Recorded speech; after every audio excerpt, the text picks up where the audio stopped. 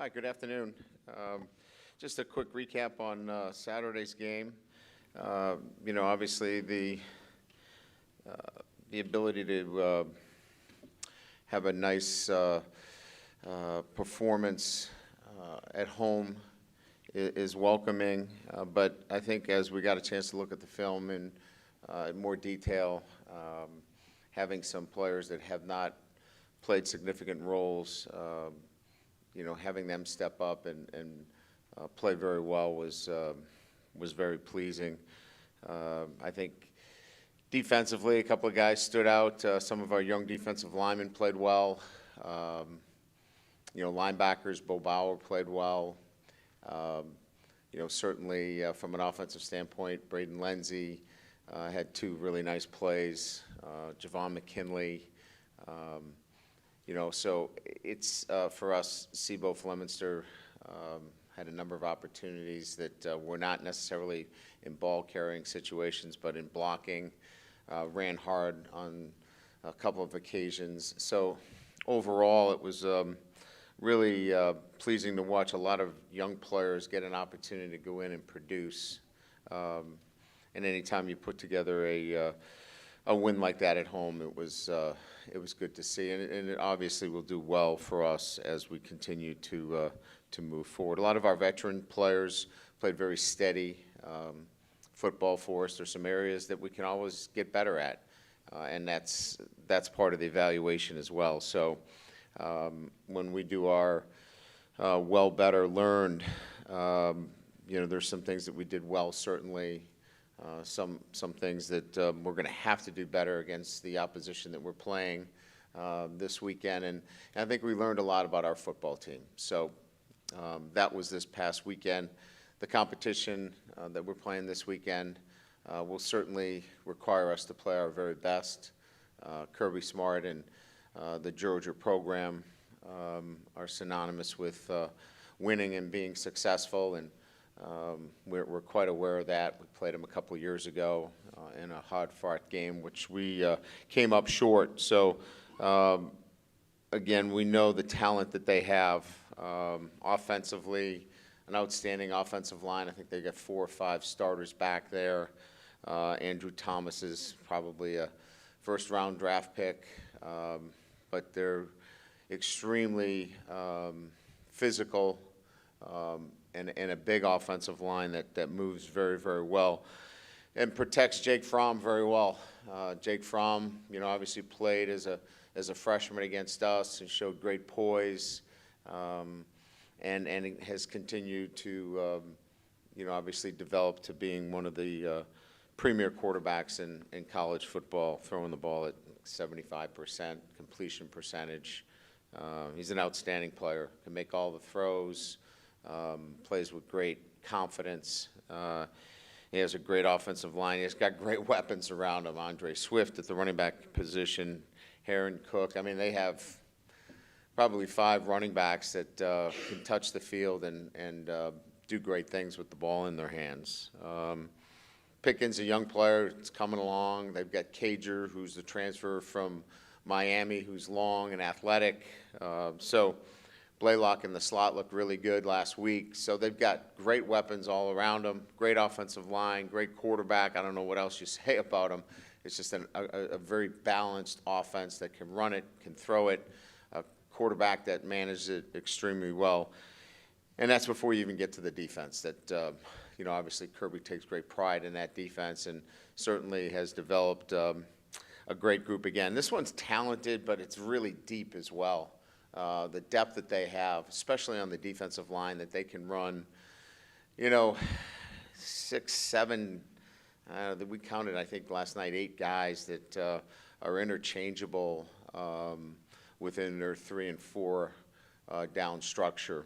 All of them productive players, and that's not even counting Rochester. The guy that's been out, he's a great player too. So both inside linebackers back. I think Reed's been there since, we remember him being all over the field against us a couple years ago.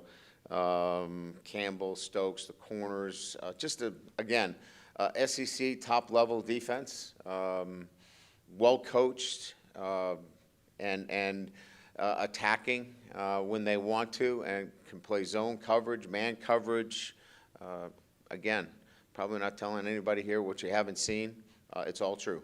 It's all true. Very, very good defense, depth, talent at every position, experience, and I think more than anything else, from our perspective, probably the deepest defense that we've seen, in the sense that they can keep bringing players at you. We've seen some really great defenses over the last few years, but haven't had the kind of depth that they have. Can kick it, great kicker, punter, have all the tools, no perceived weaknesses in this group. So we'll try to muster together 22 guys, get them on a plane, go down to Athens, and see what we can do. With that, open up to questions. Brian, how would you evaluate your offensive line play to this point, and what's kind of out there for them to chase as they go through the season? I don't know. We're 2 games into it. We're still evolving. They were, not asked to do, a lot of things on Saturday. We put a lot of points on the board. So, I mean, there's no grades that we're giving out right now as a complete offense or a complete defense. We're 2 games into the season. We need to continue to improve. We need to continue to get better. We need to coach better. We need to play better. So, I mean, it's where we should be probably after week 2, in that process of working to get better as a unit, individually, and finding what works best for the group relative to where we want to go. Without giving away trade secrets, what specifically do you want to see from them at this point? Where's their evolution path going? What do they need to do better? Well, I just think, overall, each week is a different plan. I don't know that there's anything specific. I mean, we put 60-something points on the board. I think we could critically evaluate every position. We just want to see each one of our players continue to grow, continue to get better, continue to prepare the right way. And again, I think a lot of it is we want to have guys that are getting better each week. That to us is more important than any one particular play or play call. I thought they showed good resolve. If they had a negative play, they came back the next play and we're fighting. So we're not a finished product. We'll keep working at it. They've got the group that we're working with on the offensive side of the ball. We've got some guys that really care, and we really like them. It's the group that we'll work with each and every week. There's nobody that we're trading for, and we expect them to get better. With your defensive line, your pass rush hasn't shown a lot of sacks, and yet I think where it shows up for you is you're 3rd in the country in pass efficiency defense. Is that okay for you that it shows up that way, or do you need to see sacks and hurries for you to feel like they're moving in the right direction? They're doing a great job. The ball comes out so fast, Eric. I mean, it's under, most of the time, under 2 seconds where the ball is coming out, both against Louisville and in New Mexico. We just got to clean up some of the penalties on the perimeter, but we're getting exactly what we want in terms of pressuring the quarterback, making him get the ball out of his hands quickly. Those guys are doing a nice job for us. Avery Davis was a guy that you're pretty excited about his potential as a corner. Now that he's playing offense, do you feel like he has that kind of future at running back, a future that goes beyond college based on his skills? Well, we saw it. He ran almost 23 miles per hour. We haven't had that since Will Fuller. So we know he's got elite speed. Again, I think this has been much more about trying to find him playing time. We know his skill set. I felt that way when we moved him to defense, that he had the skill set. It was just getting him on the field and getting him an opportunity. So, I probably didn't answer the question the same way. A skill set is one thing. It's getting him the opportunity. And I think he has the best chance of getting those opportunities on the offensive side of the ball right now. And last one from me.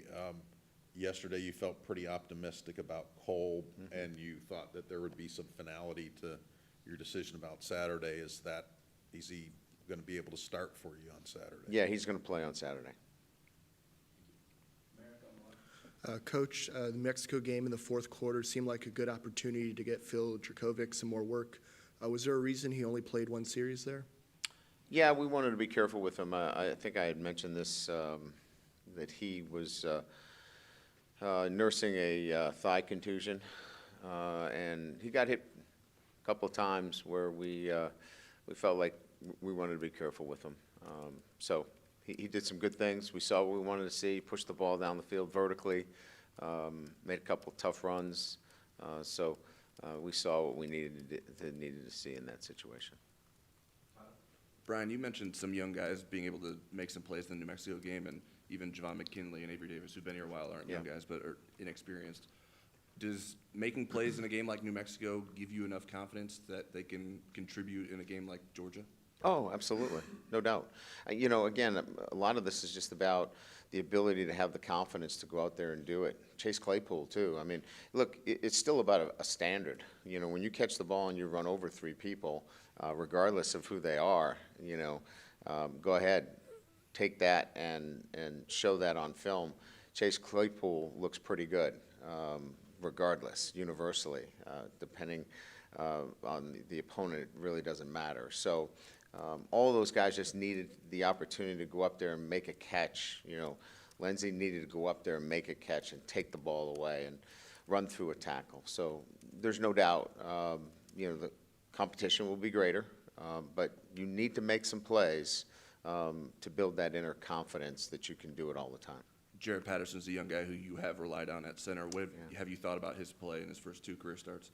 Yeah, I think it's been good. I mean, again, he's far from where he wants to be, where we need him to be, but he's made great progress as a first-time starter. And it's been with somebody on his nose. It hasn't had an easy way about it. We haven't talked about bad snaps. We haven't talked about, false start penalties. We haven't talked about it. This offense has done a great job with ball security. They've done a great job with not having a lot of penalties and sloppiness in the first 2 weeks. So a lot of really good things to build on. And then last one from me, the offense has started fast against Louisville, not so fast against New Mexico. How do you make sure that it starts fast against Georgia? Well, there's factors in there. I thought that they, obviously, there's a couple of plays here and there that you look at, but I thought all in all the team was ready to play. And when we look at our plays that we scripted, we felt really good about them. So we expect that our guys will execute at a high level, and they'll need to each and every week, but nothing really alarming relative to whether we got off to a good start or a bad start. All right, Brian. The road warrior mentality that you keep talking about, you guys keep talking about, have you done that sort of off-season workout thing with the logos of each opponent coming up, as they mentioned? You guys did, Bayless did, and how much thought went into doing it that way to plant the seed? And how many times do you think you've used road warrior mentality as a phrase since last season ended? I've done it other times in my career. Okay. Matt and I sit down and we plan out the themes that we want in the spring. We set it to an overall theme in terms of how we set that workout up. There's a video, there's a presentation, and it's really to build a mindset. Whether it's protecting the house that we play in, that mentality, or going on the road. Those are important elements within the entire year. So being on the road and being able to build that mindset is really what this has been about. And certainly we're going to need that again this week against Georgia. And then you mentioned on the call yesterday the series was appealing for recruiting purposes partially to go into Georgia. But what's kind of the story of Georgia as a recruiting spot for you since you got here? Why have you been so successful in the last few years, and where could it go going forward now that you've planted the flag? Well, obviously, the high school football is outstanding. We have felt like it has matched what we're looking for relative to high quality, excellence in the classroom as well, in the schools that we are targeting, and certainly from a football standpoint. So our mission is excellence in graduating all of our players and playing for championships. And so the schools that we're targeting in the state of Georgia have a similar batch of schools that we feel like demographically we can hit, and they match the Notre Dame kind of model that we want from our recruiting base. Brian, I wonder if you would talk about depth over the last couple of years. Have you developed it, maybe even from the last time you played Georgia? When you play teams of elite teams like that, what's that tell you, what they have depth-wise and what you guys needed to get to? Well, I like our depth too. You know, I think we have great depth on our defensive line. I was talking about Georgia's, but maybe Kirby is talking about our talent and our depth right now at his press conference. So, no, I think we've developed that. I think we saw that on display against New Mexico, that we've got the kind of depth necessary to compete nationally. You know, we still it's recruiting every year. You know, I know they had to go out and they had to address the outside linebacker position within their program. You know, we have areas that we have to address every year. So it's an ongoing battle in this recruiting process that you're never exactly where you want to be. You're always trying to, you know, augment and strengthen areas. But I think we're at a point within our program where we feel good about where we are, but yet we're always looking to strengthen the depth of our program. We're in a much better position, but one where we need to always address every year. Brian, you mentioned Komet's starting against Georgia. What does he bring to the I didn't say he offense? was starting. I said Komet's cleared to play. Is he clear? What does he bring to the offense? Well, he's a big, physical player. Obviously, can catch it. He's what you're looking for in a tight end, right? He's a guy that can control the point of attack with his physicality. He can go down the field. He can catch the football, and he balances it out now with, you know, two other tight ends that give us versatility within our formations, where, you know, you could have two players on the field that, or three at times, where you could break that formation out, and you know, now you've got to cover them with base, you know, personnel, and they're difficult to cover. So it gives you a lot of flexibility relative to your personnel matchups. How good has Dalen Hayes been for you so far? Been really good. He's played very well this first 2 weeks, and shown a consistency in his performance. And at the point of attack, you know, there's been that extra kind of step for him in everything that he's done. Brian, when you look at Drew White, I don't think he was on the top of most people's list when it came fall camp opening that he would become the starting Mike linebacker. What did he do to earn that spot? You know, I think he's just been a pretty consistent player for us. You know, he's communicated well. You know, the Mike linebacker needs to get people lined up. I think he's been a very effective communicator. And he's done a job that we've asked him to do, and that has not been one that has been very difficult. We haven't put him in a position where he's got to do a ton of things. We've asked him to do some things, and he's done a nice job at really being consistent at it. So, you know, he's got some work to continue to do. He has not arrived. He's been a really consistent player for us, and one that he's going to have to continue to do that. Drew was a little vague when we asked him about the coach's reaction when he hurt himself skiing.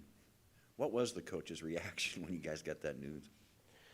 Well, I think it's important that, anybody that, puts himself in a position where, you could, get injured and you're on scholarship, you have to be very cognizant and careful. I'm going to get this fly. I'm going to get it. But you have to be, you have to be careful and cognizant of those things. I have no problem with going on a family vacation, but you're also on a scholarship.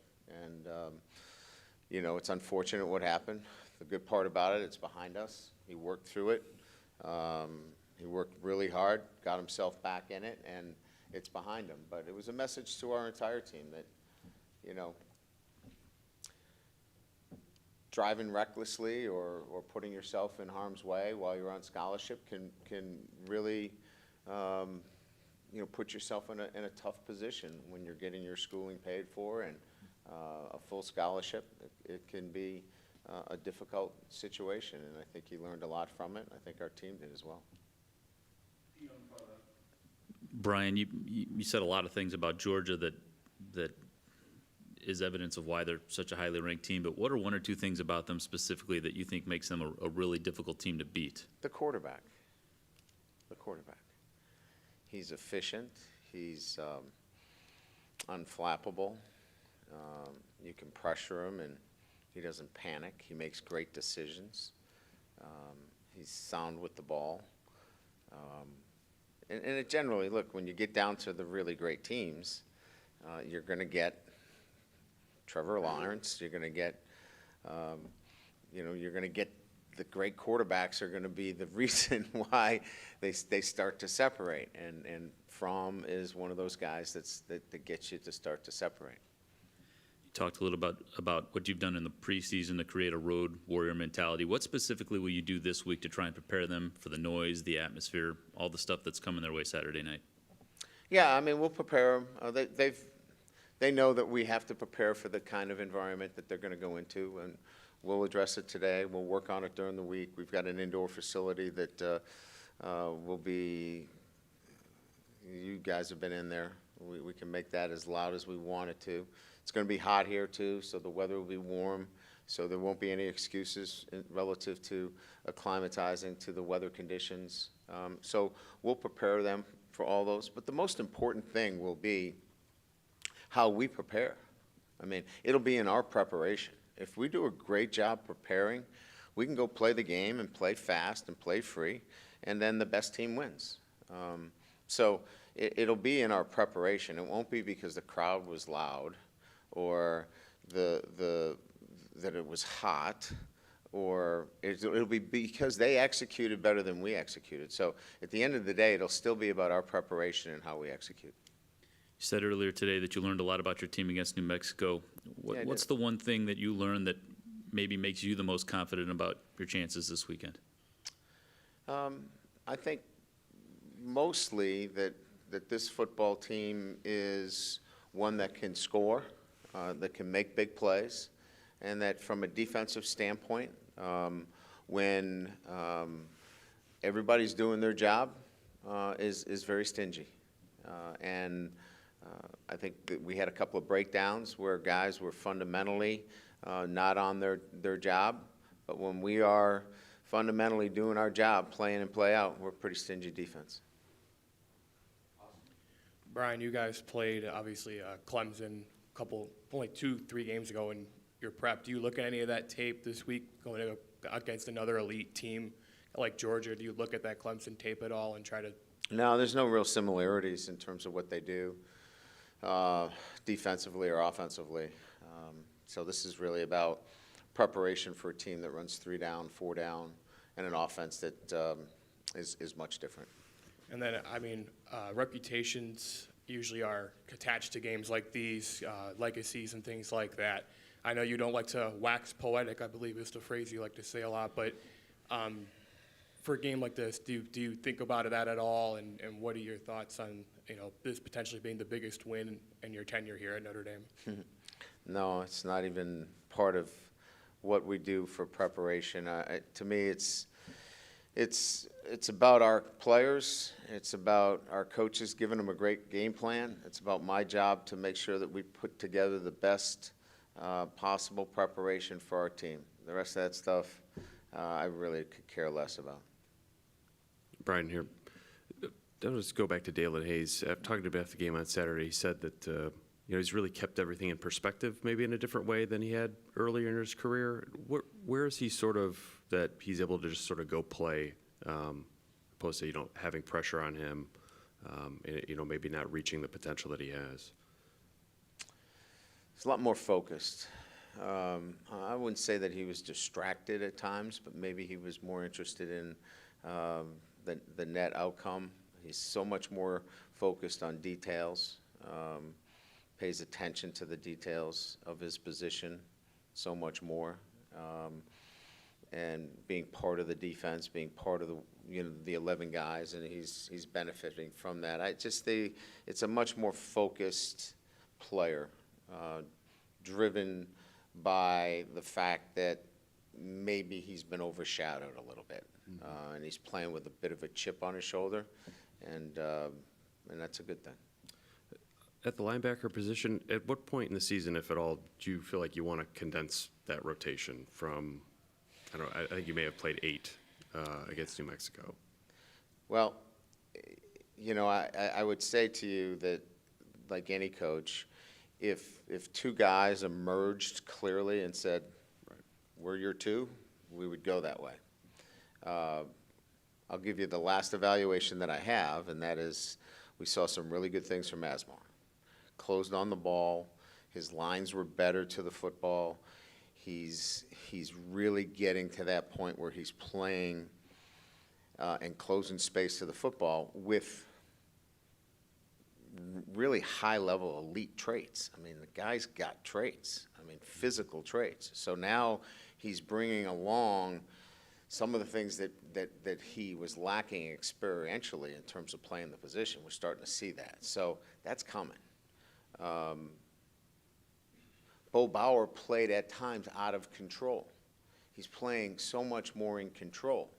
And so we're seeing a guy that's not overrunning a play, but staying in the backside B gap and bouncing and doing some things.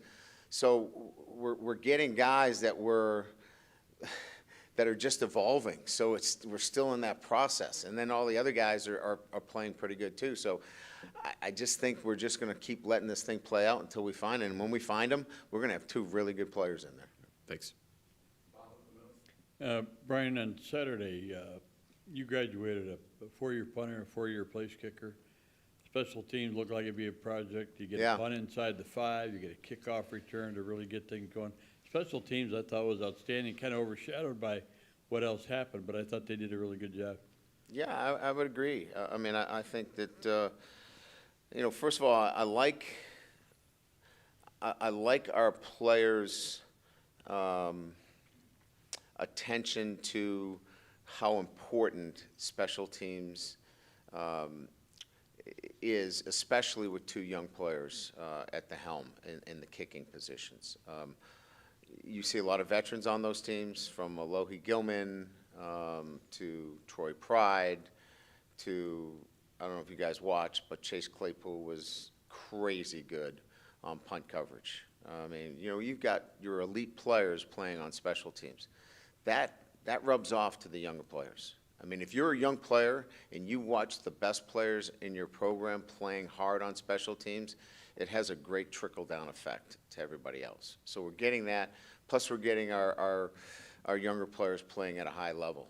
And we're going to do that again this week. We're bringing up a couple other guys on special teams to give them a chance. We've got those 4 games to use, and we need to add a little bit more to it, and we're going to see a couple more games this week. The other question I had is about the patience that sometimes you really need to show, as you did against Louisville, as you did Saturday. I thought you were talking about my patience. Well, Thank you.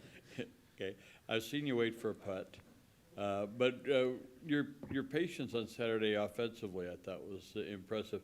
You don't know what they're going to do until they get on the field, and they've had a week to prepare for you. And then you made adjustments as you went along. You said, "Look, if you're not going to eliminate our deep route, and you don't think we're gonna throw it, here you go. Yeah, I mean, look, you know, we had a plan that we wanted to do some things, and they weren't going to let us do it. So you've got to make some adjustments. As you saw, it was pretty easy to get the ball outside. We wanted to try to run the ball inside. We were going to run inside zone. They weren't going to allow us to run inside zone. So then you've got to make some adjustments. We made some adjustments and opened up some pretty easy plays for us. So that's part of the deal. You've got to prod. You've got to figure out, make some adjustments on the sideline. I thought we did a nice job, and we're able to open up the offense. Thank you, everybody. Thanks.